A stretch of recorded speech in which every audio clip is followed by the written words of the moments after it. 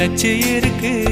நேத்து தனிமையில போச்சு யாரும் துணையில்ல, யாரோ வழி துணைக்கு வந்தா ஏதும் இணையில்ல. உலகத்தில் எதுவும் தனிச்சு இல்லையே, குழலில் ராகம் மலரில் வாசம் சேர்ந்தது போல இளங்காற்று வீசுதே.